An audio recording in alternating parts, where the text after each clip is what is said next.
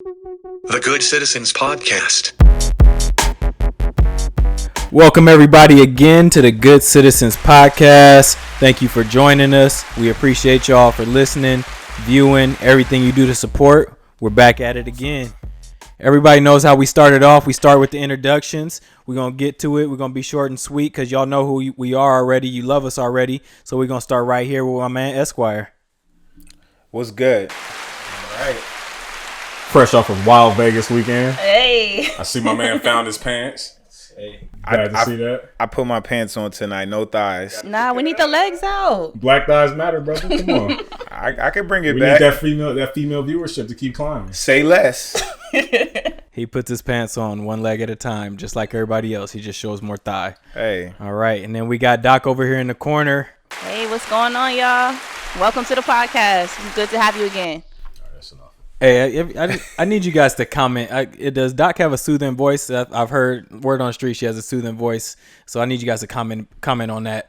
And I also think everybody loves her perspective. So, thumbs up for that, guys. Let us know. Yes. Hit her DMs and yep. let her know. Slide right in. Mm-hmm, yep. At Truly CB. She's a keeper. She's a keeper for sure. And then we got the rapper, the sound engineer, the man, the myth, the legend, Dolo, the wavy one. Go ahead, give yourself a hand clap. Give yourself You a hand think clap. I'm not? When I am? Right. And some money and some gunshots. Okay, yep. Careful what you ask A for. little Yeah. too much. I'm with it. Black folks and they buttons get carried away. And then the coach. I'm the coach. I'm here. Hey, get that man a hand clap. That's right. You get one too, bro. Okay. Yep. The host extraordinaire. 2016. World champion. Y'all help me out, man. Yeah, you went from the Sparks to the Lakers in one World, time. I did. World champion Sparks. That's right. Yeah. Coach Sim. Only one here with the hardware. Shout out. My man got the wedding ring, but you know. True. Hey, his ring is much better. Sorry, baby. Yeah. So I think what you said Esquire just came off a Vegas trip. That's the word on the street. Hey, the group chat was funny. The group chat was funny this weekend with some comments from the Esquire out in Vegas. It was hot in Vegas. Were you out Esquire there? had the legs out. It was hot. I wore the short shorts. What was the occasion? You just up and went to Vegas, or My brother, I've been laying low since COVID, but my brother insisted on going to Vegas one time before he's getting married in 2 weeks. So the four of us coordinated a trip, brought along some of his friends and some family, and we had a good weekend. It looked like fun. Did y'all feel safe out there, like with the pandemic and everything going on? I did feel safe. But I personally feel like I'm not really at risk. This is probably like a bad thing to say. Sorry, but So you saying you're an asymptomatic carrier for the Rona right now? I may be. I don't know. But I definitely feel like I've been exposed to it probably numerous times already. I got you. Even though I've been laying low, social distancing, wearing my mask, all that. I believe in all that. But but there were a lot of people out there that I wasn't so sure should have been out there. So. What you mean, Esquire? That's all I'm gonna say. You the doc. Leave it to your imagination. I got you. A little bit increased morbidity. Or not your imagination, your expertise. Okay. oh, when's the last time you went to Vegas, Doc? Ooh, it's been a while actually. Probably my 30th birthday. So that's 6 years. 6 years. Don't do me like that. It was a good time, but it's been a while since I've been in Vegas. Or maybe I went for Lakers summer league. I usually try to go to that every year. Pre-COVID, absolutely. Shout out to the regular world. But how we feeling about a Good Citizens Vegas trip? Oh yeah, that's coming up for Make it sure. happen. I'm for it. Why not? I'm all the way for it. You guys will find me at the roulette table about 75% of the time. But let's get it. We don't. Oh yeah, do y'all haven't that. seen Vegas in action. I've seen it up close and personal a couple times. All right, we're gonna make it's a whole nother experience. We're usually in a lot more tame environment, so I'm excited to see what Vegas sim is like. Something else. Paycheck's bigger, the bet's gonna Y'all be bigger. don't judge Vegas Doc either. No, all right? hey, I didn't We family, judge man. brethren, We- Doc. Come on, now, exactly. You know, we don't no judging here. When's the last time you went, Dolo? I went back in June, like not too long after my birthday. Okay. Everything wasn't really open yet, so we were kind of struggling to find things to do. You mean our birthday? Nightlight. That's right. All three of us. You looking at three Geminis right now. But yeah, a lot of stuff wasn't open yet, so we were kind of forced as far as nightlife goes out to the outskirts, the little, low key spots, the hood spots. I heard that's what you like, though. A couple hookah bars. Come on, don't tell the public that. This is a Good Citizens podcast. That's for the other podcast. We want the green ribbon out here, man. Right. Nah, but yeah, back in June, it was like E said, man, especially back then, because it was a little earlier on. You could definitely tell there's some people out there that shouldn't have been out there. Not a lot of social distancing, but at the same time, like, I stayed out the way for the most part. We go to Vegas, we got to do it big, though. It's got to be the sure. right. I mean, we're adults now. We got jobs. I think everybody. Well, not everybody. I know E. He was doing this thing trying to get this law degree and defend the people. So I think you said this is his first time going as an adult, really. It was. But I don't know about Doc either. She kind of high class. I mean, don't sell him short though. My man's been around the world. I'm saying. Passport got hella stamps. I just know from experience, me and Dolo have been like when we wasn't making any money, like like you 18, you can't even really do everything yet. You 18 or you freshly 21, you ain't got no money, so you got 6 people staying in a room and you trying to do all that, but going out there with like $500, right? Like felt for like everything. You was gonna have the time of your life. So, but we're at a little different stage in our lives now, so I think we could probably do it a little bit better. Yeah. What's the perfect? In you guys' opinion, what's the perfect amount of time to be in Vegas, though? Because some people will go for like that's all you need. 4 days. That's all you need. Yeah, I say 3 nights. Three nights.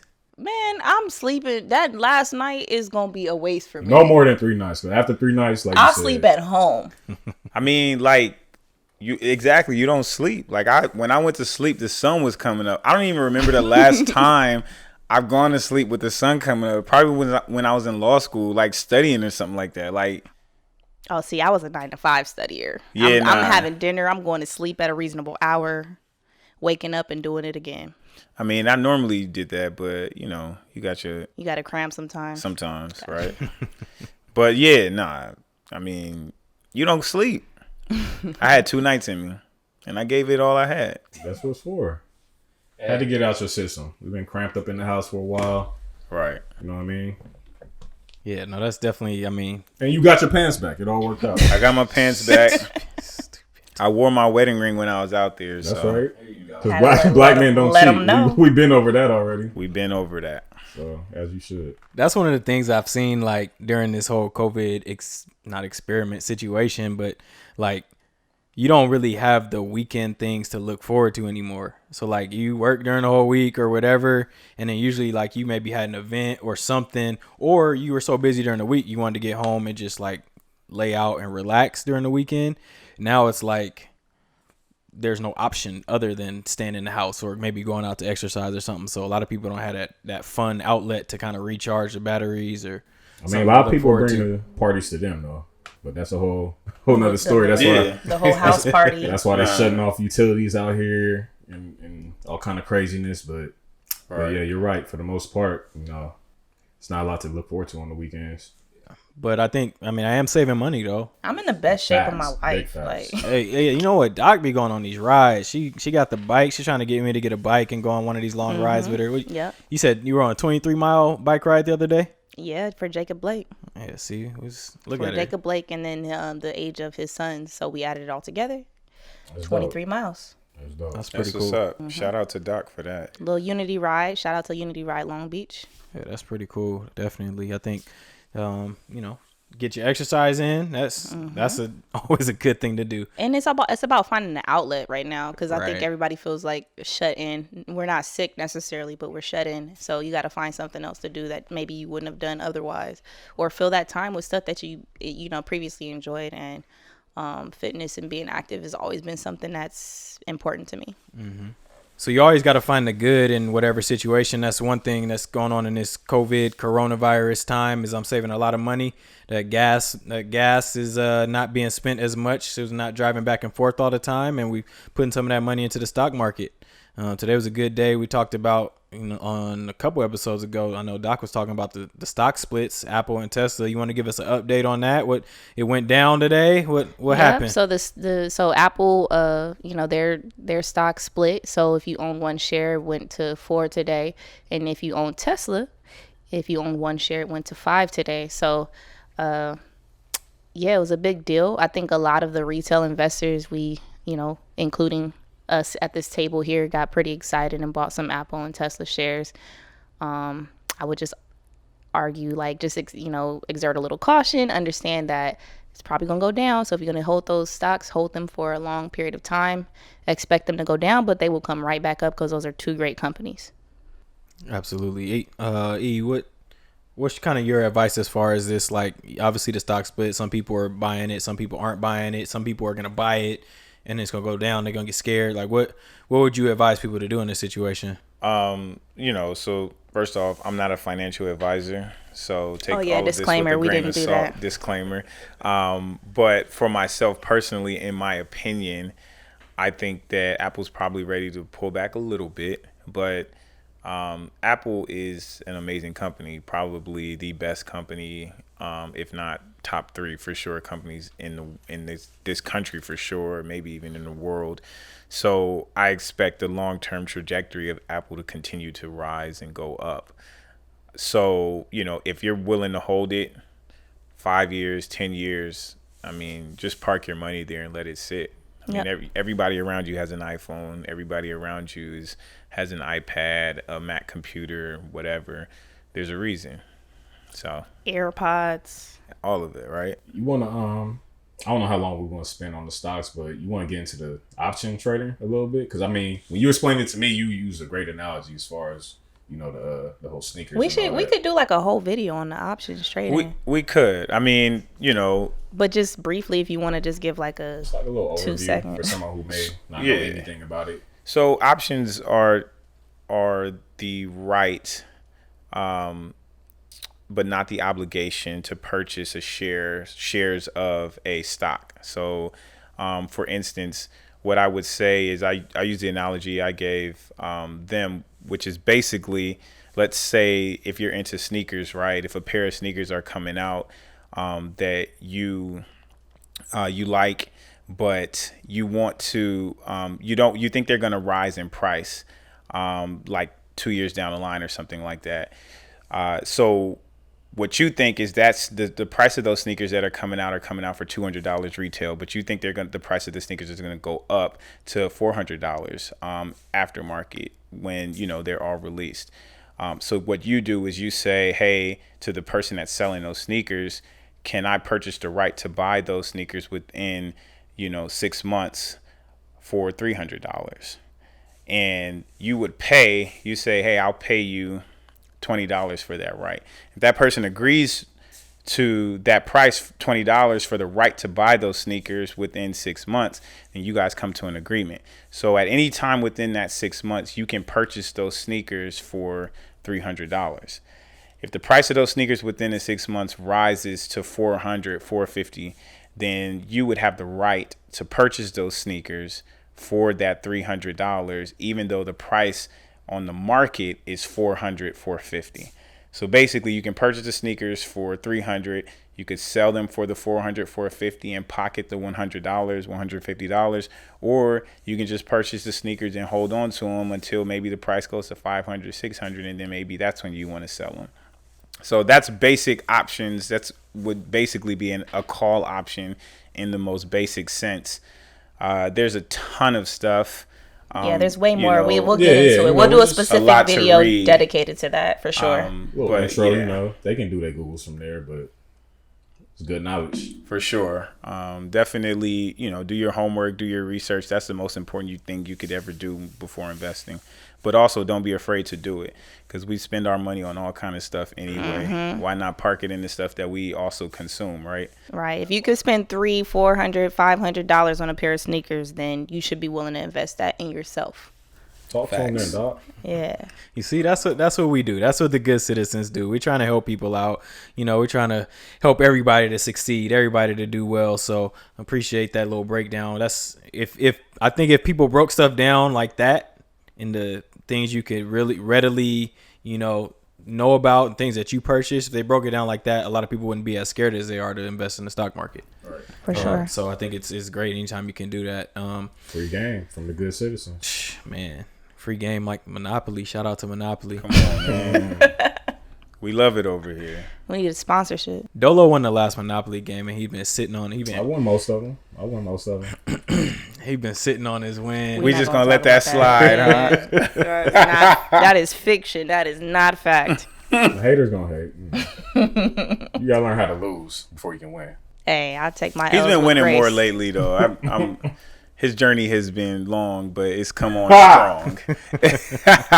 I gotta go run the stats back. I don't know. Exactly. You don't want to do that. Yeah, I gotta run them back. We gotta see what it really is. Speaking of winning, I think we can talk about somebody that was constantly winning in everything that they did. Now, this is professionally and non-professionally, but most people saw him as a professional, saw him as an actor, saw him in these roles that he was known for. And I don't think I've ever heard anybody say that he did a bad job in any of these movies that he was in, and that's Chadwick Boseman. We want to rest in peace. Definitely wanted to take the time out to say rest in peace to him. Yeah, R.I.P. Chadwick. Icon, for sure. Icon. I mean, it's crazy that no one knew. Outside of his immediate family, it appears, not even his fellow cast members from Black Panther and 2020. What can you say? Right. Yeah. Been hard on the black man for sure. Yeah, I just think in general for the culture, we've taken so many losses this year, and Chadwick is just like another example. I think, an icon for our culture, the things that he stood for in general, like the fact that he was still out there doing service and working with other kids that were pretty much going through the same battle that he was with, cancer. And the fact that he was still filming through multiple surgeries, chemotherapy, and, various other treatments. And I've seen what that does to patients, and the fact that he was still able to go out there, film, none of us really knew. I much respect to him. We lost a really amazing person. Doc, can you kind of talk about, and I don't know, but he seemed, from my limited knowledge in medicine, kind of young. So I think that's a very valid question. So I've actually been on Instagram, going through several rants just about routine, health maintenance is what we call it in medicine. But I think in our Black community, oftentimes we tend to kind of overlook that. And, if we feel fine and if we're doing okay, we think we're, generally healthy, we look good, we feel good, everything's fine. But one thing about colon cancer in the Black community, it affects us earlier in age. So general screening guidelines are to get a colonoscopy at 50. But if you're African American, you should be starting at 45. And if your family has a history of cancer, you should be starting 10 years from the date of the age in which your family member was diagnosed. So 10 years prior to that. So if you have a family member that had cancer and was diagnosed at 40, you should get your first colonoscopy at 30. Wow. That's the thing. And then, it can be growing slowly without you ever knowing. And so this is where now the importance of routine annual checkups matters. Blood draws matter. On a routine blood work, we can see if you have anemia, and we can understand, men should not be anemic. If you're anemic, you're losing blood. Men don't have menstrual cycles. So if you're anemic, where are you losing that blood from? So now that then says for the doctor, okay, we need to do some more testing. And so a lot of young men, I see these types of cases where it's just like, in general in the Black community, not just our women, but our men, we're taught to kind of always be like strong and to persevere and to kind of push through. Right. And, that needs to stop. It's like at the end of the day, we are afflicted by the same diseases, and oftentimes earlier. And oftentimes the lack of access to healthcare, these diseases impact us more. So if anything, we should be more vigilant with our health. I'm not advocating for everyone to get colonoscopies, but I'm saying that we should be going to our physicians. We should be getting annual checkups. Regardless of how you feel, you should go to your doctor. Please go to your doctor, and please make sure that you're getting the adequate screening that you need. And then inform yourself, educate yourself, because unfortunately, because of the lack of representation of Black physicians in healthcare, you have to sometimes advocate for yourself. So Definitely. We need to know what we need, and we need to go in. And we'll do our best as physicians of color to advocate for you. But if you are dealing with a physician that is not like you, that may not know these recommendations, then sometimes we have to advocate for ourselves. Absolutely. That's why people like you are so important, doctors that look like us, because I mean, I've come to you with when I've left a doctor's appointment and questioned what they told me and whatnot, and double checked, fact checked with you. And it's like, yeah, we definitely don't get the same level of attention, the same level of care in the medical field. I mean, just like everything else. I mean, we always tend to get the short end of the stick, but yeah, that's why we need more people like you, more lawyers like Esquire. Like, we need more of y'all on our side for sure. It was crazy to see too. The day that he died was he was 42, I believe. I think 43. No, he was 43, but he died on Jackie Robinson Day. Right. Yeah, that's what it is. He played Jackie Robinson. Died. Yeah, on that. That's the day he died was the day that all Major League Baseball players were wearing 42, and he obviously famously played that role of Jackie Robinson. And just the seeing, people have talked about as a child being able to see people that look like you doing things that maybe you didn't think you could do, or even if it's fictional, right? So like growing up, I don't remember seeing anybody. I remember seeing a couple off-brand black superheroes. Name one. Yeah, you can't. I mean, like those goofy movies. The Black Power Ranger, like Blank Man, and like them those the terrible. yeah. You know what I mean? Like you said, they made them goofy. Right, they made them. It wasn't serious. You didn't see Superman. You didn't see a Batman. You laughed at them. You didn't really. The Black Power Ranger had the rainbow lineup. It wasn't something real, like And he was a dancer too. He had to dance every episode. He had to go pop lock. It's like they're an afterthought. Right. Like that's the thing is that black superheroes were afterthoughts.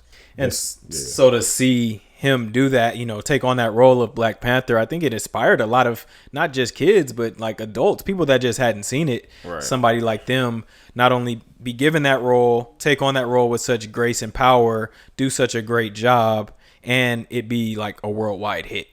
Oh, for sure. Yeah, it's a phenomenon. Representation matters. Like you said, it's probably 2 generations who he was the first black superhero for. Because like you said, I don't remember, like you said, what, Blank Man and all. I mean, I love Blank Man. We had Wesley Snipes and Blade. But I think something that had that reach. Yeah, the mass appeal. Major mass appeal.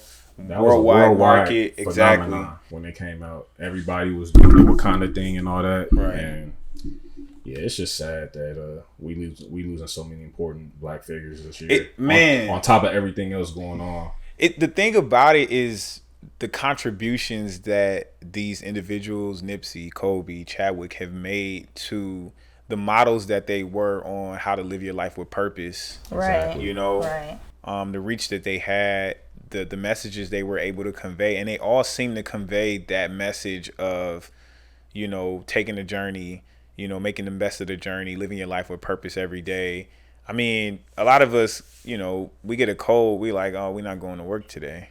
Like, my man was battling cancer and just turning out movie after movie. The fact that he was able to film through surgeries, chemotherapy, and no one had any clue. And then action movies at that too. Action movies, absolutely. And then it also kind of sheds light on just kind of the toxicity of social media at times, and the fact that I saw something that was basically stating, it shouldn't take for us to know personally what someone is going through for us to exhibit compassion. And I think oftentimes on social media, our instincts are to react first and think about it later. And think about how many people said something about his appearances. And I mean, when I saw him, I'm like, he's sick. Like since he's going through something. And so reading the comments on social media was just like heartbreaking, honestly, because I'm like, you could look at him and tell he just was at that time wasn't well. And I wanted to attribute it to a movie role. Just kind of, most of us did. I wanted to say he just lost weight, kind of like 50 did for that one role. Right. I think the last time I saw him, like you said, you could just tell you seen his eyes. He was kind of wasting away. Yeah. I mean, if you you see pictures of people that have cancer, and that's what he looked like. But it's like, I'm like, they signed up for Black Panther 2. Mm-hmm. Like, Black Panther 2 is like, what, 2022, 2024 or something like that is scheduled. So nobody, like, it didn't cross my mind that he was terminally ill. He meant for it to be that way, though. He was, like you said, he was still signing up for movies. I remember watching the Kevin Hart documentary a few months ago, and Kevin Hart was on a video call with him trying to pitch him the idea of I forgot what movie, like Uptown Saturday Night, or one of those classic black movies, and you could see in his face like he didn't want to tell Kevin no, but at the same time he left it open, like, yeah, you know, just I'm not gonna say no, but I'm gonna get back to you. But it was just, he didn't want it to be known. He didn't want the sympathy. He didn't want everybody to see a cancer patient every time they looked at him. And like you said, when you're in that position, when you're terminally ill, you kind of question why people are around you. You know, their true intentions, like, okay, if I wasn't in this predicament, would you be around? Would you care as much? So he just wanted to really know what was what and who was who. Right. Yeah, and I think he didn't want to detract from his purpose overall. I think he felt like his illness would be a distraction for many people, and he didn't want to take the light away from what he was really trying to accomplish in this world. And I think that's the reason I have the utmost respect for him, what he did. And I say that, we lost another real one. A king, for sure. It's going to make for, like I said, an epic biopic whenever they decide to do that. Like, it's going to be tough to watch, for sure. But, man, he deserves it, though. He's more than worthy, because every role he did was something meaningful, something purposeful. Mm-hmm. And, yeah, man, that was a tough one to swallow. Yeah. So one more time, rest in peace, Chadwick. I'm a Wakanda forever for him. Sure. All day. R.I.P. Wakanda forever. Last thing I'll say on that is seeing little white kids and Asian kids and whatever kids want to be Black Panther. I'm Black Panther. Right. Don't tell me racism isn't learned. Mm-hmm. It is. It's 100% learned, because them little kids saw that black man and they said, I'm him. I want to be him. I love him. I don't care what his skin color is. Absolutely. And I'd be remiss if I didn't also mention Coach John Thompson of the Georgetown Hoyas. He did a lot for the black community as well. Was one of the only people to give Allen Iverson a chance after his high school troubles that he got into, and he changed a lot of black people's lives and a lot of people's lives in general. So we want to shout him out too. Rest in peace. Yeah. Nah, let's. I mean, John Thompson, like, for a guy like AI who provided us a culture of basketball, right? Like, and I was reading a story. Somebody was saying that John Thompson used to go to one of the like heaviest drug dealers in DC and tell him, like, don't mess with my players. You know, like, he was that type of guy who not only was knowledgeable about the game, but wanted to see black men succeed, wanted to see his players succeed. I mean, thankfully he lived a full life, and passed on his legacy to his son and to the players that he coached. But yeah, we definitely don't want to gloss over that quickly. Like, he was one for the culture. No, that's a true G right there, to go to that length, seek out some of the most dangerous people in your community and tell them what they not going to do. Right. Mm-hmm. Like, yeah. Rest in peace. So staying along the lines of people we kind of grew up watching and, listening to, we watched the versus battle today, Brandy versus Monica. Yeah. I'm gonna say Brandy won that one. I think we might have some differing opinions. Anybody think that Monica won that? Not on the West Coast. They better not. My heart is with Brandy. Monica definitely was swinging though. She I will say that she put up a fight, but especially in that second half. She came stronger than I was expecting, for sure. Brandy showed. I feel like she showed a little restraint in that battle, because I feel like she could have really just killed it. The first 3 songs went to Monica. I'm just gonna say that right now, man. I mean, Brandy definitely won, but Monica, she came out swinging, and then her legs got tired. In the second and the third, and in the fourth, she came back, but I think Brandy is she's too strong, man. It's levels. I was a little surprised with how quick Monica played So Gone, though. Like, it was like one of her first songs. Yeah, she played a lot of songs early where she played those songs against songs that she was going to lose against anyway. So she said save those songs for, later rounds when it was a celebration, though. It wasn't a battle. I know, but we know better than that. It's called Versus. You can't call it a celebration and have it titled Versus. Did y'all think they liked each other? No. Oh, the shade was real. Okay, let me just say that much. I tuned in for the shade. I'm gonna be honest, and I'm fans of both. But you could tell like the interactions didn't seem like fully genuine to me. I'll be honest. See, I'm on the other side. I think they whole beef has been. I'm not saying they didn't have a beef at some point, but I feel like nowadays it's not what people try to make it to be. I think we want them to have an issue because that makes for more of a competitive thing, especially in a versus contest. But they're two divas, so I feel like the shade is going to happen when you put two divas in the same room. Y'all were saying that throughout the verses. I couldn't really hear the banter in between songs, right. So I'm gonna go back and I'm gonna listen. I'm gonna definitely have my ear open for the shade because we all love some shade. But that's like Patti LaBelle and Aretha Franklin in the same room. Like if they did verses, it'll be hella shady. Who wins that one? Aretha. Yeah, I gotta go with Aretha because I listen to her vinyl like every day. Aretha. No shade to Patti. Now we talking about Anita Baker. Patty got paws though. Patti do got paws. So. And Patti could blow. Like Patti's vocals are. I love. What's the joint? Dang man. I don't know. We still look good. We're showing our youth. Patty, what you mean? Who? Oh, I'm sorry. I thought he was saying. If only you knew. If only you knew. If only you knew. That's a joint. Yeah. Patty. So you gonna have me singing. Cougar for sure. Monica came out with an 8-2 lead. Brandy called timeout, started playing hard.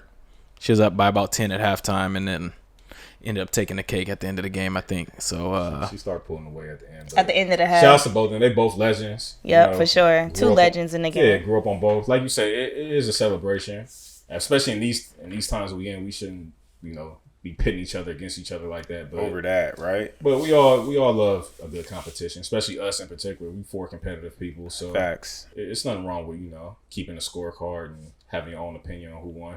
I was singing along to both ladies, and that's why a bunch of people watched it, because it was making you reminisce about that time in your life when Monica and Brandy were doing the thing, and you loved their music and you vibed out to it.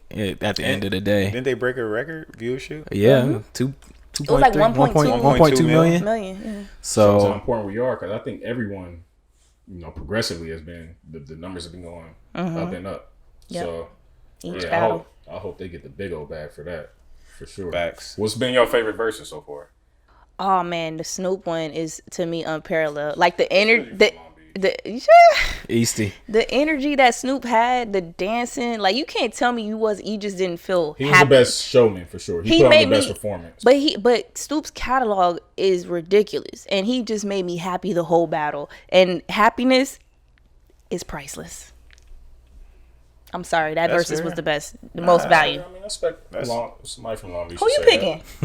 My favorite one is either between Luda and Nelly, or I like the Ross and 2 Chainz. Nelly with the weather issues. that goes into it. It was entertaining. I was thoroughly entertained throughout that whole verses, especially as Nelly got drunker and drunker. It was fun to watch. I'm a roll with Dolo. That Luda Nelly joint was fire. I enjoyed it in terms of like the content and the music. I'm just sorry. I loved watching Snoop dance. I mean that's respect. But like I kind of forgot how cold Luda was. Exactly. Oh, very underrated. I said that earlier. That's my dude. He made lighthearted songs. He made fun videos and whatnot, but he had bars. Some of his deep cuts. Like the Chicken and Beer album. Mm-hmm. Like Luda could spit. Luda was cold. He is cold. Spit. Yeah, my favorite verses was Brandy and Monica, because that's the only one I've seen. Sorry. I knew he was about to say that. That's what I was waiting for. Like, I thought he was gonna hit us with Teddy Riley or the Kirk Franklin. The Teddy Riley Babyface was nice because of all the social media response. Yeah, that was hilarity. That was fun. Teddy Riley because he was doing too much, did kind of raise the level of like production. Right. I feel like the level of production kind of raised after because they use it as a learning. Because he was like, well, if somebody want to perform the songs, like you got to be able to hear them. We need live mics. We need sound. We got to have a full band. He just didn't make sure his Wi-Fi was lit. You know who else was killing it back in the 90s though? Toni Braxton. Oh, for sure. Like Toni Braxton had some cuts back in the 90s, and now we circling back to Toni Braxton in 2020. Who would have thunk it? Unbreak my heart. Say you love me again. Okay. Say you love me. Yeah, dog. So Miss Unbreak My Heart is back in the news. Back in the news. Yes, she did. She I don't know if it's a controversial quote, but she said something to the effect that she wishes when she was younger that she had been a little more wild, that she had, had sex more, slept around a little bit more, and had a little bit more fun. That's so what she said, ain't she? She said that. Y'all gave that's not the she gave a PG-13 version. Y'all over here turning it into. Everybody know what it is. What are you talking about? She said, "I wish I did more partying. Wish I had more sex. Wish I did more drinking. More." What are you talking about? And she said that she felt like religion stopped her from. That's fact. From exploring more. So do you think that's something important? Like, what is the level of importance, or how important is it to live your teenage years, your 20s, whatever, and experience things? How important is that to you becoming a fully formed adult? Does it play a role? Is it something that you think people should do? Let's hear from the woman first, because let's get the woman's perspective. Okay, so let's look at this from Toni Braxton's perspective. So I'm looking at it from the fact that she was signed, fairly young.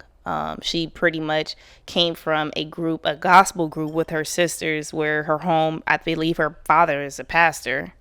And so she came from a very religious upbringing where I could see how religion would have held her back from doing a lot of the wild things and a little bit of the promiscuity that may come, with your 20s or your young ages. So I could see, what she was saying from that standpoint. I personally love Lil Duval's response to it, which was like, girl, you in the age right now where you can do whatever you feel. Because at the end of the day, like, wilding out in your when you're 19 or you're in your teens and your 20s, like, you can have a baby. True. And now she could literally live her life. Like, if that's what she wants to do, she can do it. Like, she has no obligation. She's been married. She's been divorced. She has kids. She is financially settled. Like, there's literally nothing holding her back from doing what she wants to do. So if she wants to do it right now, by all means. I get what she's saying, though. Like, there's things like, you look at other people's 20s like, oh, you're really living it up. But we all have our own experiences, and I don't think she should look at other people's experiences and try to compare it to her own. Like, I think what Lil Duval said is like key in terms of, like, live your life. Like, live your life the way that you live your life to the fullest. Like, it's never too late to live your life to the fullest. So whatever you want to do it now. Okay. I see it. I agree. I think that's excellent advice. And the lengths that kids used to go to have sexual experiences, now as an adult, I'm like, was that really fun? Like, I went to boarding school, and there were kids that got caught in like the gym bathrooms. Gym bathroom probably had a mold problem. Like, like disgusting place to have. You know what I'm saying? Like, Toni Braxton, she could go Beverly Hills. She could, she lit, and she still look good. She could say, let's take this jet to this island. To Compton. To Compton, if she want. Buy the whole floor at the casino. What's the casino off the 9? Crystal. Yeah, that's my joint. That's your place. Buy the whole building for the night. I think it's easy to look back. It's easy to look back and be like, I wish I had done this, and like, wish I had more fun. But at the end of the day, what you did got you to where you are. I don't know that you need to, I don't think you need to look back on that with any regrets. Shoot, you could have got pregnant back then, and maybe your career didn't turn out what it was, or anything could have happened, so I think especially in her case, shoot, I want to listen to the whole interview to see like what made her say that. That would be good. It's some reckless young people, man. Like, and I don't know, I agree with Duval though. Like, I will say this though, like, I've been very responsible my whole life, so like, when you say like reckless young people, like, I'm like, kudos to you. Like, I'm not that, you know what I'm saying? Like let these people be reckless. Me personally, I can't do it, but I respect the fact that you just have like that spirit to just go out there and just do it. Like I just never been like that type of person. I respect that. Yeah, to a degree. Yeah. Yeah, because I mean, recklessness is a fine line between. Well, when I say reckless, I don't mean like reckless, like risk your life and your. I don't mean any of that stuff. Some reckless stuff out there. For sure, there's a lot of recklessness going on. I'm just talking about being wild in general, like not things that will change your life, the outcome, things like that, but just like living it up. For sure. But I feel like when you're a kid, you don't have the ability to really see past the moment a lot of times. And I mean, like, you know, scientifically now we know that, you know, the prefrontal cortex of kids' brains is not developing until 25, 26. So and the prefrontal cortex, Doc, correct me if I'm wrong, is your decision-making function in your brain, right? Yes. Hold on. Expensive word. Prefrontal cortex. Jot that down. PRE. How much you pay for that word? A lot. A law degree worth. That's that higher education, y'all. You know, I mean, you know, I used to represent juveniles, so but nah, seriously, like that is you're not really you can make a lot of terrible decisions that can have some long-lasting consequences. And so I think a lot of people should get married later. You know, statistically, your marriage is more likely to survive the older you are. And I know, you know, with women and reproduction and stuff like that, people, you know, there's stuff there. You gotta get cracking. I respect that. Freeze them eggs. Right, we in different days. Like you can. That's also very expensive. I was gonna say it's expensive and it's actually pretty risky. So turkey baster in your freezer at home, I think make it happen. I mean, but sperm lives forever. We don't have a shortage of that. Okay, so last bit on Toni Braxton, Unbreak My Heart, another sad love song, or Breathe Again. Which one you got? Those are my top 3 Toni Braxton songs. What you got? I'm going Unbreak My Heart. I'm sorry. Breathe Again. Breathe Again is mine. Breathe Again. Breathe Again. Yeah, Breathe Again. Yeah. As soon as you said Breathe Again, I was like, oh yeah, that's the one. No love for another. Let me just say, my mom used to play that every day on the way to Brethren. Like to our elementary school, y'all. My mom played that song, that actually cassette tape. It wasn't even a CD back then. It was a cassette tape. She used to play it every day in the morning on the way to school. So I knew every song on that album. Is Toni like the queen of the sultry? Like, she might be up there. I mean, she was popping for Anita's up there. No, too. I was gonna say Anita. It's like Anita, and then to me, Toni like kind of like, you know, came in later. Yeah. But I love Anita Baker. Like Anita got that voice. It's mature, so you know it's like an older woman. But if you like a young man, like you like, yo, I want to try that. You want to try what? Older woman Anita with a voice like that. Anita, she could teach you some things. All right, Anita Baker, if you listen, because she's still out there. So another topic like we can get into if y'all want to take it there. If y'all trying to take this pod to the next level. Dating episode number 2. But we got a lot to get to. So dating episode number 2. We might hit that. Older women, older men, and as well. Yeah, I don't do grandpas. Fair enough. To each their own. Okay. See. All right, I'm gonna leave that one alone. What about Niecy Nash? The group chat I saw the group chat buzzing a little bit about her today. Somebody fill me in on what y'all talking about with her. What happened? What happened? Niecy Nash got married. Okay, shout out, congrats, Niecy Nash. Who's she? It appears that this is her 3rd marriage. Okay, 1, 2, 3. The first 2 marriages were to men, and this marriage is to a woman. I mean, switching it up on the 3rd try. Switching it up. Niecy Nash is 50 years old. You know, some spicy facts are coming out. It appears that her now wife posted her messages about their friendship from as far back as 2016. And for reference, Niecy Nash filed for divorce from her husband in December, I believe, of 2019. And the divorce was officially finalized in June of 2020. So this is so we have a timeline. So black women cheat is what you're saying. First of all, we don't know the status of her marriage. She could have been separated. Let's start there. Fair enough, Doc.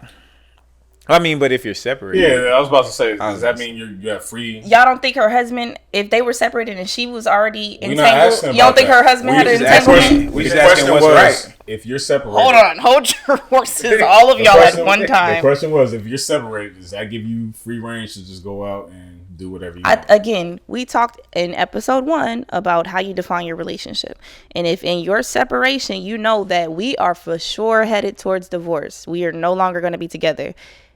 Like, if that's what y'all decide you guys are doing, you guys are moving on towards other people, then by all means. As long as it's a communicated, issue, like as long as you guys talk about it, I think there's nothing wrong with it. As long as you're not moving in darkness, I think you're okay. That's fair. I just want to hear a woman put it on record. Hey, Doc with the receipt. She pulled the receipts from episode 1. So all you women out there, I just want y'all to know I'm consistent. That's all. She's nothing if not consistent. Can't trip on your husband if y'all separated.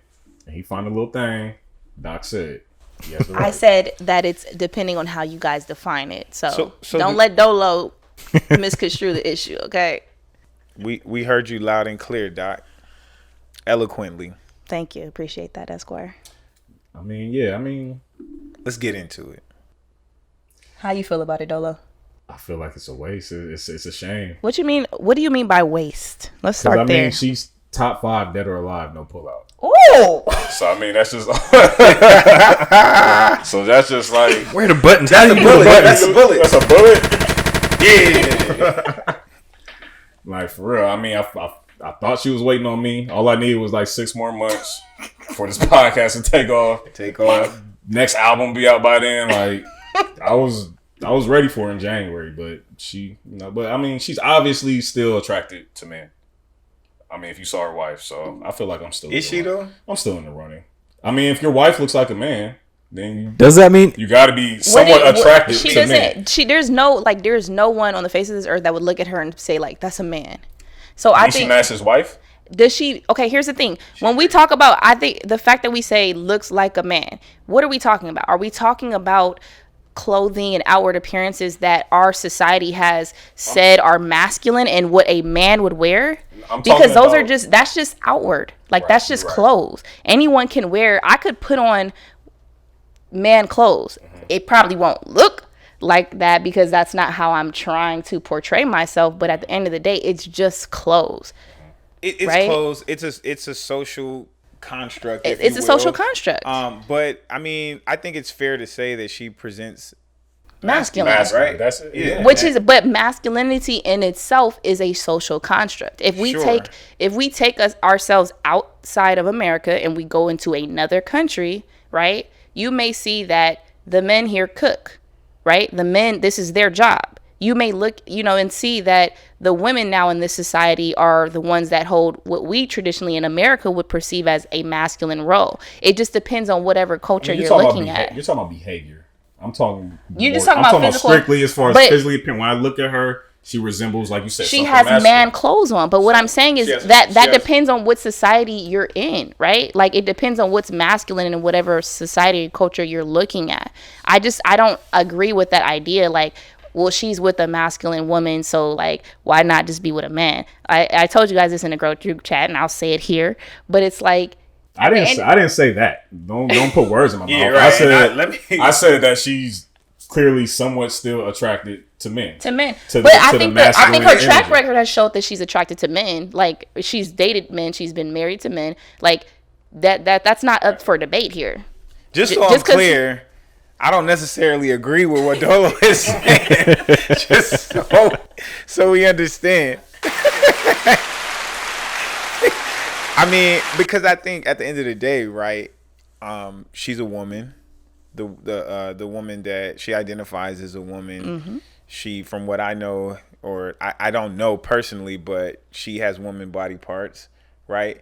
That are different. We're gonna assume that. We'll assume. I could be wrong, but I mean, they're different from, a man, right? Absolutely, like, yeah. I mean, so even if a woman presents masculinity, that doesn't necessarily mean there are still marked differences that don't equate to men at all. Absolutely. So there's a difference there, and maybe that's someone's thing sexually, which is fine, right? At the end of the day, I mean, you like what you like, right? That's what I would say. Like, I don't care what she does in her, you know, in the confines of her bedroom or in her personal life. That's nobody's business. Right. And I don't think it's our business. Like, if that's who she wants to date in terms of like even outwardly appearances, if she wants to have a more, you know, again, this is a societal norm, but masculine appearance, then that's up to her. Like, appearances are appearances, and if that's what she feels most comfortable with presenting herself as in society, then it is what it is. Look, I'm not gonna look at her and say she is masculine or is this man. No, she has a haircut that is perceived as masculine in our society. She has clothes that are perceived as masculine, but other than that, she, at the end of the day, until she tells me otherwise, it's a woman. I mean, it was a joke. I'm trying to take this podcast to the next level. If you want to be the fun, but if you want me canceled, you want to turn it back. Okay. I mean, if you want to get me canceled off the podcast, that's fine. Hey, let's look. #cancel Dolo. Nah, listen. Canceled. No, one day we're gonna have a conversation about cancel culture and how problematic it is. But, for sure. I mean, people are entitled to their opinions. Right. You know, we all want people to live and love freely, for sure, on this episode. But I mean, we have opinions and it's fair to express them.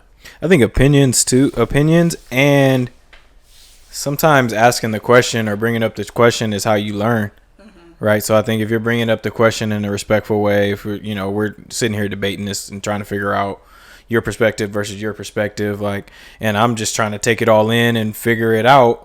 You know, that sometimes that's how you learn, or you have this conversation, and if you're smart and wise, maybe you go back and either talk to somebody that knows, that's in the situation, or you research it somehow, whatever.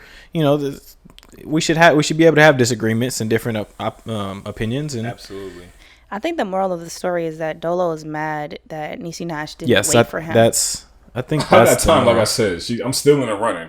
Well, but that was my whole point. Like, she's still attracted to something masculine. She's married. Leave that married woman alone. Statistically, the more marriages you have, the more likely you are to divorce. That's what I was going to go with. And that's just the stats, huh? So that's just the stats. I mean, she could be the outlier. So you're not saying third time's a charm? Not with marriage, but we wish her all the best. I'm sure they'll end up like. Well, I want to say congratulations to Niecy Nash, her new marriage, all that. Enjoy your life. Live your life. Love is love. She changed her last name too to her wife. That's interesting. Did she hyphenate it or she left it? Because she's a social entity. Like, she's an entertainment. Right. I think when she made the announcement on social media, it was not hyphenated. It was her wife's last name. Well, until I see the credits and they say something, they say Niecy Betts is the woman's last name. Until the credits say Niecy Betts. But I mean, I feel like when Common acts, it says Common. Right, like Niecy Nash is Niecy Nash. Like, it's never gonna say like Niecy Betts. Like, she's not gonna. That's her like stage. You look at like Tia and Tamari. They both like have like hyphenated names now. So like you have to say like Tia Mowry Hardrick. You know what I mean? Like, they still do stuff. That's an excellent question. Oh, you don't watch The Real? One of them's on The Real. The Game is on Netflix now. You don't support black women? Not anymore. Apparently, my mama's a black she's woman. Left The Real, so we don't know what she's. Oh yeah, I forgot. She got tired of, I think, the little. I don't even know why. I'm not gonna speculate. Let me stop. Is that the one with Jeezy's girl? Jenny Mai. Yeah. Okay. The Real, yeah. Jenny Mai. And that's Amanda Seales is on there, right? Amanda Seales had a very short stint. She's done. She's done. You got Lonnie Love.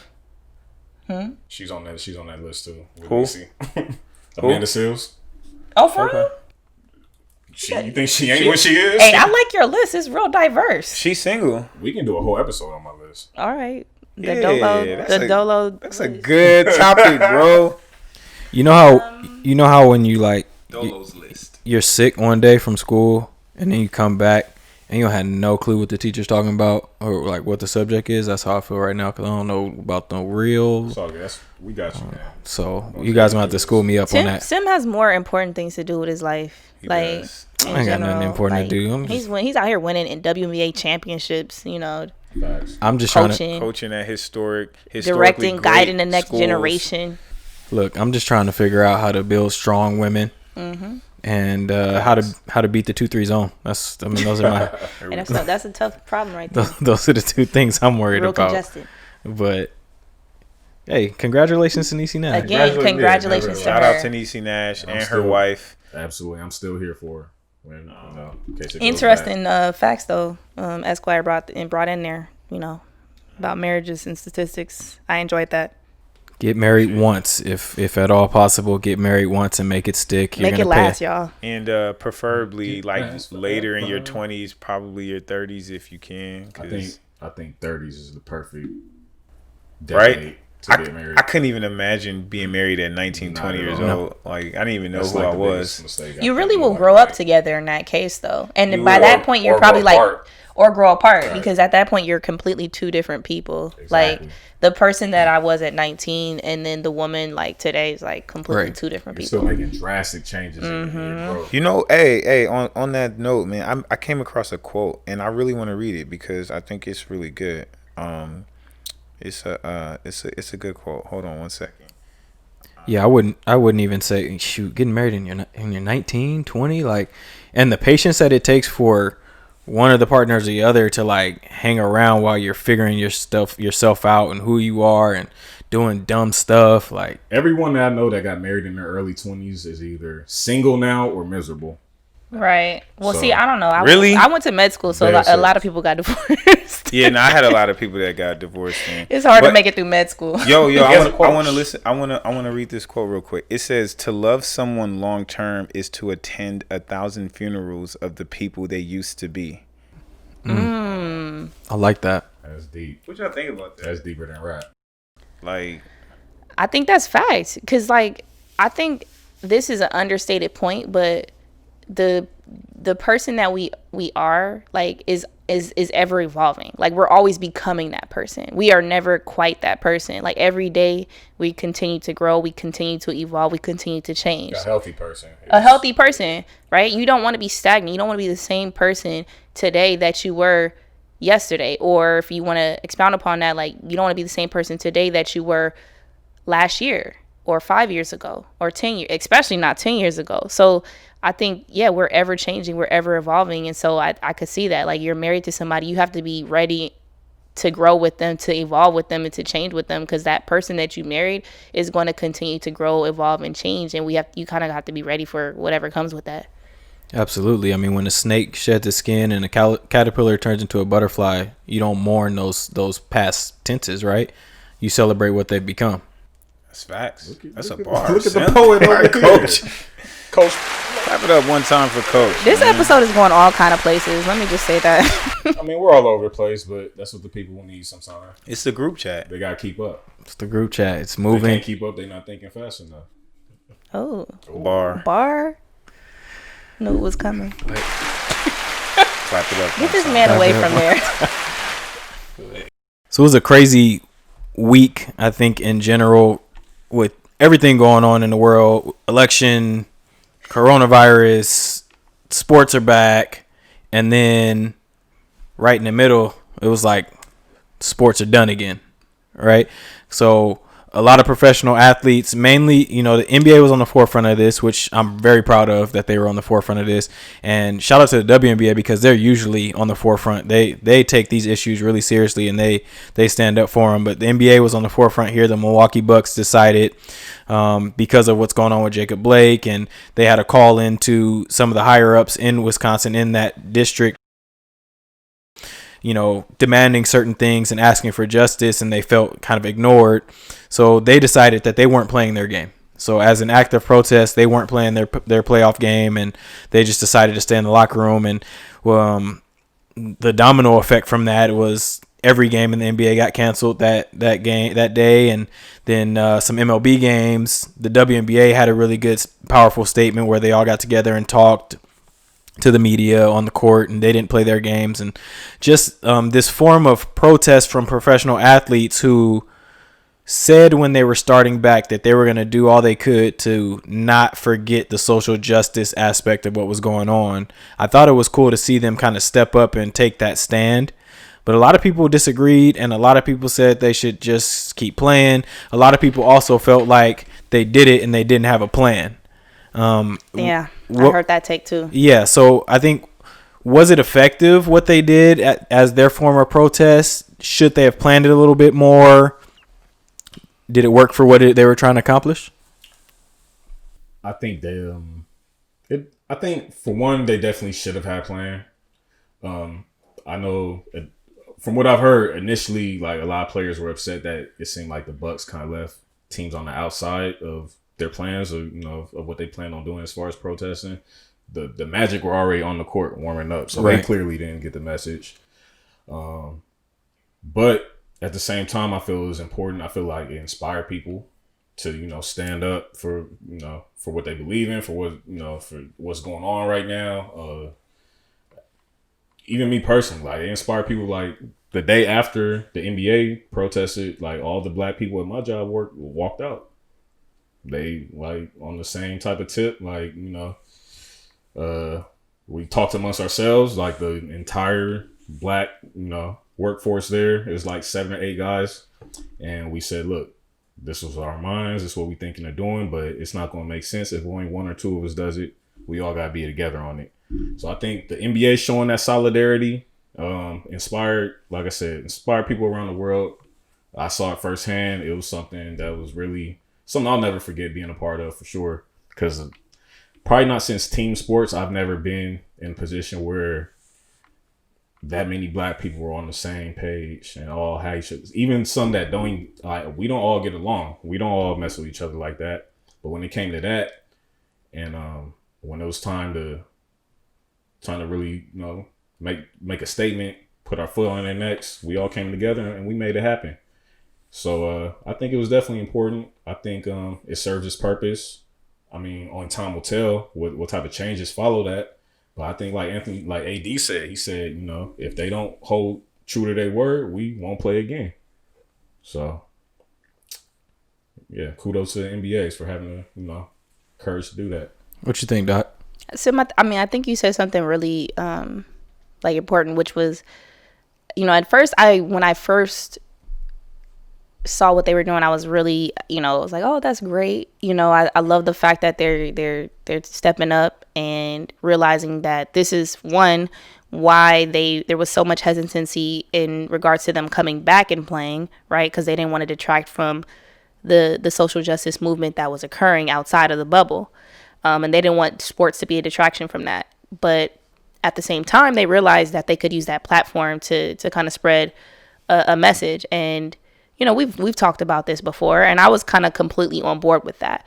But now when you kind of move to the point where you're saying like, hey, we're going to literally like protest a game, I do wish that they're when I thought about it more, and I actually had some conversations about this after they did it, like it probably should have been a little bit better organized.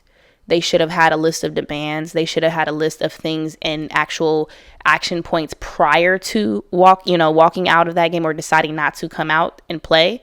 And I do think that the Bucks should have had that conversation with the rest of the teams as well, because the solidarity would have been initially from, the initial moment would have been a much bigger impact, a much bigger statement if all teams were on board. Orlando's never on the court. Right, because then otherwise you kind of look a little bit disorganized, a little disjointed, and then that point it sounds like we're not kind of all moving in solidarity. So I do wish that they kind of would have had that conversation with everyone to see that, hey, all these NBA players, the NBA Players Association, right? It would have been a much bigger deal if they would have went with that organization. You got Chris Paul there in the bubble, like have that conversation, let that be the voice of all the players. Not necessarily just him, but just all together make one statement. And again, you need to have action points. What are we asking for? What do we want done? Because there's a lot of money involved in the NBA. And if anyone has a little bit of power, like there are people that definitely move our culture, and they can say like, this is what we want, and they can make actual real change. I think that the fact like sitting out 2 games, like to me, it was kind of like a wake up call. Like, hey, like we want something done, but we don't know exactly what yet. So I'm hoping, it's the warning shot. If, this continues to happen, maybe nothing, no sports, and it's hard to say, give up your check. But at the end of the day, we have to look at what our main focus is, what our purpose is. Like, I can't say that if I was a professional athlete making millions of dollars, like, I'd be willing to give up more than 2 games. And I think that's the hard thing to ask them, for. So I think when they decided to sit out for that 1 or 2 games, they should have had more of an action plan, because at the end of the day, like, if you really think about it, like, are they really going to sit out a whole season and risk millions of dollars? Right. Go ahead, B. I mean, of course, you want to always be prepared. You always want to have a plan, but it all happened so quickly. I mean, the shooting happened, 2-3 days prior to. So how much time they're in the bubble. So how much time do they really have to formulate like a real intricate plan to, what I mean? They did what they felt. They took their best option at that point. Yeah. That's yeah. No, go ahead. There wasn't much else they could really do at that point. So yeah, I understand that perspective. I just wish that they would have all moved together, because I just think Facts, I agree with you Milwaukee, like, going out there, like, I mean, doing that by themselves and letting Orlando go out there was kind of like, it's like sending a little mixed signal. Like, let all the players come together in solidarity, because they all the teams would have done it, all of them. I mean, they all did eventually, yeah. But I'm saying from the get go, it'd been like, none of us are playing. Right. I have a problem with the fact that athletes are placed on such a pedestal on things like issues like this. And I get it. I completely get it, because we look at these athletes as role models, and a lot of them are. But, I mean, at the end of the day, and there's a couple reasons why, but one, like B was saying, like, they didn't have enough time. But I think it's also important to acknowledge that these guys a lot of them are black men. A lot of the white players, other race players, they're around black men on a regular basis. We, like, black people suffer, adverse mental health complications and mental health issues when they see other black people, unarmed black people shot on video, right? Mm-hmm. Like, Facts. There's like visceral reactions, like emotional reactions, instant reactions to seeing another black man harmed by the police, somebody who's sworn to protect like that. So, and then you talk about, for the Bucks in particular, Sterling Brown was a victim of police brutality. Right. I forgot. Yeah, absolutely. In Milwaukee. John Henson, he doesn't play for them now, but he was racially profiled, I think, at like the Rolex store in Milwaukee. Like, so there's a history in Wisconsin of even the own Bucks players, black men being accosted, brutalized by the police, racially profiled. And so I can understand if I am a teammate on that team, just being like, yo, I've had enough. Like, I don't know what I'm going to do, but I just can't deal with it, And so I think at the end of the day, these are young black men who, a lot of them in their 20s, some vets and whatnot, but they are seeing these things and they are just looking like, this is going on in my own backyard. And, maybe the only difference is that, in Sterling Brown's case, it didn't even matter that he was a rich basketball player, but, so I think there's that aspect of it of just like, what do? I have to do something. I can't just sit here. But also because we put so much on players to respond, I think because we put so much on like the symbolism of the protests of the games, but like at some point we just have to start doing the work, man. Right. Like we have to start, having people go to the legislation, to your legislators, people of prominence, people, like your LeBrons and things like, and not to say that they haven't done that, because I know LeBron has done a ton for just black people in general, for Akron, building the schools. And I think being a voice right now as the number one most notable player in the league, he's done a ton for the league and bringing awareness. So I don't want to discount that. But what's most important is when the season's over, what are we doing to continue that work? That's what's important. And that's why, and to me, I don't really want to get so caught up in the symbolism of playing or not playing. It's just like, what are we going to do after the fact? What are we going to do to continue to create this this continuity of progress towards actual social justice that's going to affect, you know, the people that actually need the help, and not just become this issue about, you know, what NBA players are doing to, you know, to bring awareness. Because while that's important, the awareness is for a specific cause. And so I don't want that to get lost in all of this. And so, you know, and I think, you know, all of us as former athletes, like, who love the game of basketball, like, it's a lot to tell somebody, even for free, to say, you know, to give up that outlet. Because basketball for a lot of us was an outlet. And for sure for the players, you know, to get in between those lines when you have the business of basketball going on all around you, all these things, to get in between those lines, that's an outlet. And as black men, I think we should respect the fact that they use that as an outlet, even though they get paid millions of dollars for it. They use that as an outlet, you know. But take that, do what you do, and continue to work. Like, set something in motion so years down the line we can achieve the social justice we're looking for. Absolutely. That's what I'm saying. I hope it's just like a warning shot ahead. Right. Yeah, for sure. Yeah. You gotta start but I agree with you in terms of just like athletes being, you know, placed in this place where, like, at this point they're looked at as pretty much our leaders in our culture. And I don't think that necessarily that they've asked for that responsibility, or that we should automatically put that responsibility on them. But at the end of the day, when they decide to kind of make a stance like this, now at this point, you know, you've put yourself in that role. And yeah, now we're going to look at and kind of critique the actions and see what kind of comes from that. But yeah, at the end of the day, I really respect the move that they did. I think that it took a lot of sacrifice, and I mean, your takes on it are like perfect. Like, what are we gonna do after this? Absolutely. I loved that they didn't let outside worries or issues or what could happen or what could be affect them from doing what they felt they could to affect their sphere of influence in that moment. Whether they had it planned out enough, whether they accomplished what they were trying to accomplish, I think it was brave to say, enough is enough. This is how we think we can affect it. Let's do it. And it turned into something, right? I mean, it could have just been that day. It turned into 3 days of no basketball and a lot of different professional leagues doing things. I think one of the coolest things that I saw was in the MLB, the A's and the Astros had a game.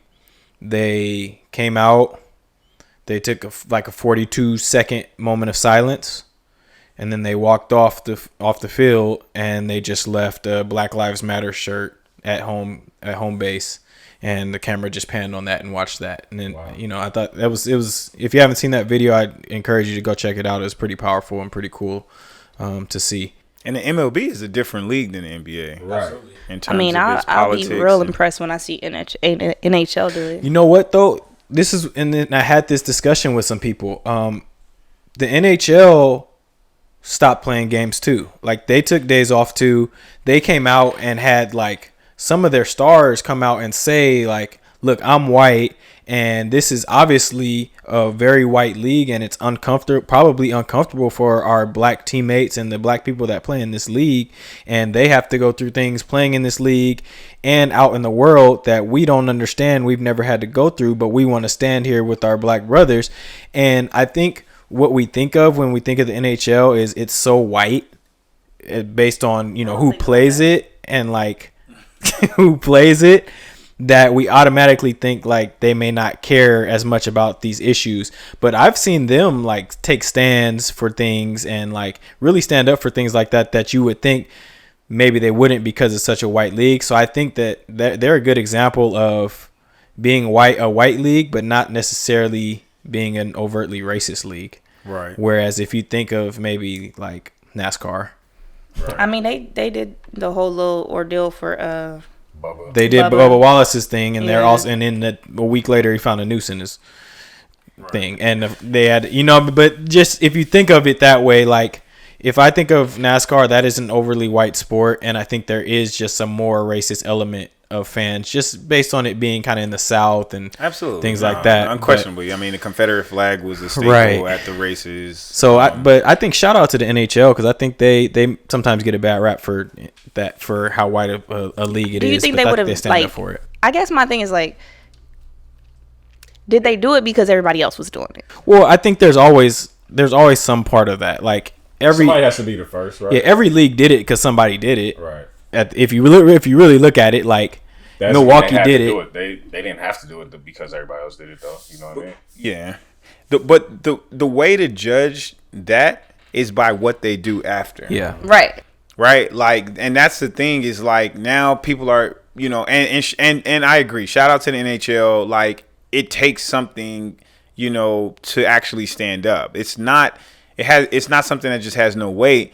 But how we determine whether you're just going a part of, you know, going with the grain or you actually mean like what happens after. Yeah. Because, I mean, the NHL honestly does stand to lose a lot more because of the fan base that they have. Right.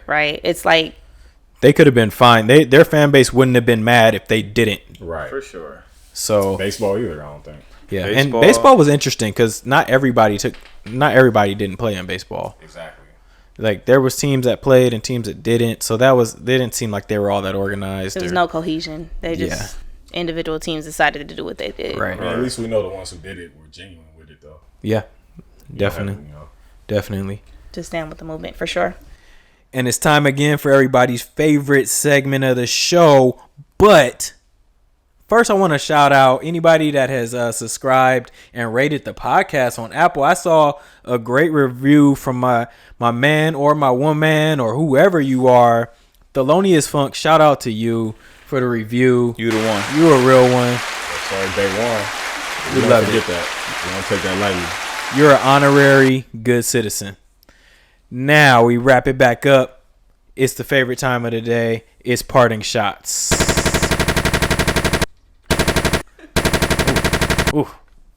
Hit me with it. We're going to start in the middle this time. Mix it up, ladies first. Doc, go for it. I guess I just want to reemphasize the little point we made just in general about Black health and making sure that we do our routine health maintenance. So I know we don't always think about this first, but even if you feel fine, make sure you are going to your annual appointments. Make sure you are getting checked out because we don't want any surprises to happen. We want to stay healthy, happy, and live long, prosperous lives. Let's go with you, Dolo. I just want to put the emphasis on solidarity right now. Like, Black folks need each other. We all need each other as a people, but in particular, Black folks, we need each other right now. This ain't the time to be bickering and be at each other's necks for petty stuff. We had a way bigger war right now. So let's stick together and make this movement count for something. Absolutely, well said. Thank you. Esquire. My parting shot is my appreciation for you all. Y'all are real ones. I think that this podcast is therapeutic in a lot of ways. Like our group chat has been, through the years. So, and I think it represents a lot of what helps heal the world, having real conversations, real friendships, accepting each other, loving each other, regardless of how we feel, and spreading that out to the world. I think is positive, and meaningful. So, shout out to y'all three, man. Shout out to you as well. To you, man. Absolutely. Teamwork make the dream work. That's what it is. And I just want to say, if you're going through something negative right now, if being in COVID is affecting your mental health, if you just went through a breakup or lost your job, whatever it is, take time to really step back and look at things with the right perspective. Failure isn't final and falling isn't fatal. So those things aren't gonna last forever. Think about the fact that you can push forward. It's not always going to be this bad. Things are going to get better. Stand back up. Keep fighting. You got this. That's right. Well said. Love that. Yeah, for sure. Yes, sir. Can't wait till Sim's a D1 coach. There we go. That's episode 3, y'all. Hey, that wraps it up. Episode 3. This one was fun, y'all. I really appreciate all you guys for being here. The good citizens. We enjoyed it. Shout out to Miss Adams, Jill, Jill Adams back here. You know, live studio audience. She's a great host and live studio audience. But That's yeah, my baby. This has been episode 3 of the Good Citizens Podcast. As always, we love you. We appreciate you. Keep watching. Keep listening. Follow us. Subscribe. Like it. Shout us out. Hit us in the comments. We might answer some of your questions if you have them. So keep commenting. Keep interacting with us. We love y'all. And we're going to see you next week. Niecy Nash. All right, y'all. The Good Citizens Podcast.